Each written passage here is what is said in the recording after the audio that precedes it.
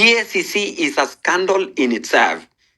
DCI is a criminal enterprise as we speak. They don't, I've seen at the national level, at the county level. When I was in parliament, we used to get the money for it's called the Keter roads, the Kenya rural roads. And we used to get about 20 million every year. So that you budget 2 million, 3 million for this road, for that, short roads. But what you could do with the 20 million, you could, if you are a leader who is focused and you mean well for your constituents, you could fix a good number of roads with just 20 million a year. 700 million will do marvelous. We've seen the bursaries. They budget a lot, but you hardly see. I remember when I was in parliament, I could budget about 27 million. But I took so many kids to school, including the one I sponsored, 100% who are in medical training colleges. But just to mention but a few, it is sad when you see. So we have failed in terms of we don't have the county assemblies with the capacity to address issues.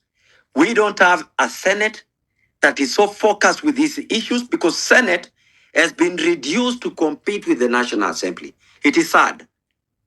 You know, when you see the drafters of the Constitution, they understood it so well that at the Senate level, there is no majority leadership and there is no minority leadership because there are no two sides in Senate. They sit as a unit and they vote on the basis of the constituencies, the counties they come from. That's why the numbers of votes, when issues to do with division of revenue, which matters to the counties, on issues that touches on the counties, which they only make legislations and they participate in any legislative framework that has an effect or that touches on the county functions. But what are we having? We have a duplicate parliament where everything that happens in National Assembly, it is addressed at the Senate. They want to address national security. They want to address national transport. They want to address every other national. So there is a competition. I've already told you the way National Assembly has failed.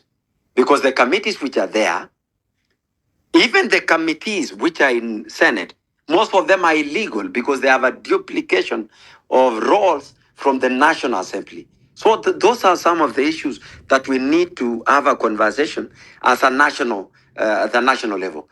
But to continue with where I'm, because I want to focus on the issues that are touching us. But of course, even the national issues affect our functions at the local level or at the county level. So I want to say that the Institute of Senate, the Senate as an institution, has failed because they are no longer focused in oversighting and interrogating issues which are devolved and their functions at the level of county government. All the senators who sit in Nairobi have a seat at the county assembly. I don't know whether you are aware, but they don't want to sit there. They are allowed to come and oversight directly by law. They are allowed to come and interrogate at the level. They are allowed to be part of the county governments. The county oversighting authority together with the county assemblies. They have a seat even at the county assembly. But they don't want to be reduced because they think by coming to sit together with the county assemblies, they will look like they are so low because of some mindset that MCS are lower than the national level Senate or National Assembly, which is a wrong thing. Because the qualification of someone to be an MCA, and I want to put it to you very clearly, the co-speakers and the host and everyone, listener, the qualification for someone to sit as a member of county assembly is equivalent, even by law, with someone who should be sitting at the National Assembly or Senate. I know there are many challenges that you already know of people who dropped out in class 3, but they appear to be representing constituencies at the National Assembly. People who cannot even take an oath. So meaning they will never speak for the entire 5 years. You know of some of them who have served they're serving their third term. Some are serving even the fourth term. They have never spoken. They have spoken 3 times. I mean, the only time, because law mandates that you have to take an oath.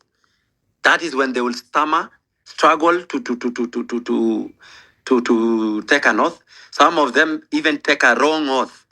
If people were to go to the courts, they might even be they're being members of National Assembly or Senate might be nullified because they have failed to follow the right procedure of law as a matter of law, that you must take an oath before assuming office, because they have no capacity even to read just a sentence 10 times so that they can repeat it when they are being told, because it is a repetition. You will be told, oh, so and so, may so help me God. You understand? You say many things. I'll follow the law, obey the law, and then I'll respect the people. I mean, depending on the oath that you're taking, it is just something that you repeat from the whoever is commissioning the oath, but they cannot even go through that process. And they are calling themselves National Assembly members or senators or even members of county assembly. So it is sad. Another sad story that we have in Nandi, to interrogate the challenges that we have in Nandi. There is the Nandi, that cooperative creameries in Kabiet, which is a corruption. Nobody knows how much was used. Nobody knows who was building it, because there is international money mixed with national money with the county money. So nobody knows how much was. You cannot even audit it. Nobody can account for anything there. And whether it was useful or it will be meant to be used well is another question. We have the manual payroll where we are losing 400 million. There are 400 million where we are paying people we don't know. Meaning, the county government itself cannot even interrogate on the basis of how many employees or how many staff that work for the government of Nandi. They don't know. If you ask Sang, they will tell you, let us talk with the public service. They have no capacity. They don't understand. Either they are doing it deliberately because the scheme where they're looting money. We don't know. The staff are demoralized at the hospital level. When you talk about some of the CECs, they have no capacity. Like for instance, if you are to interrogate the qualification of the finance CEC, Mr.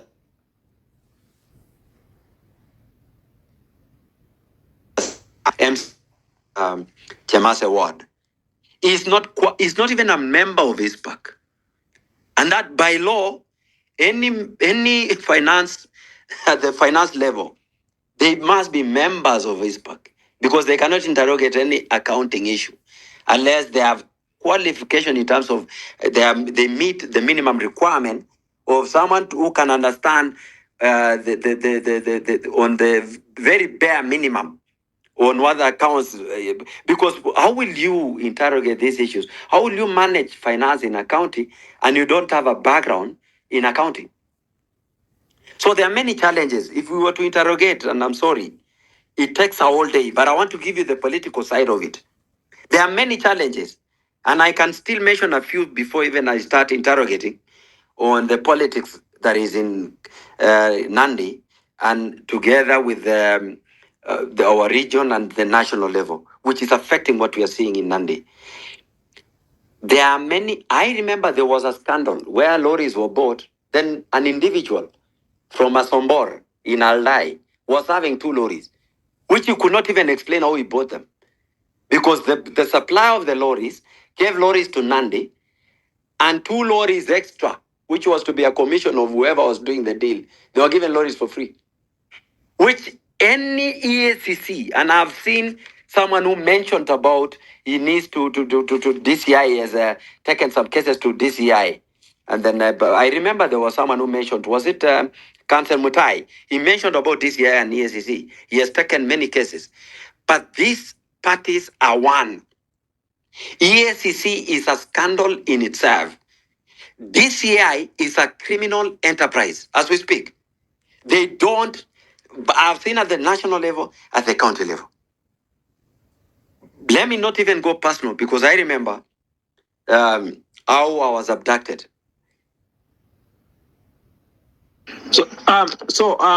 Mheshimiwa, can you hear me? I want to ask I you can hear you. some basic questions about county level before we go to the entire conversation. Can you hear me, Mwesh? Kindly.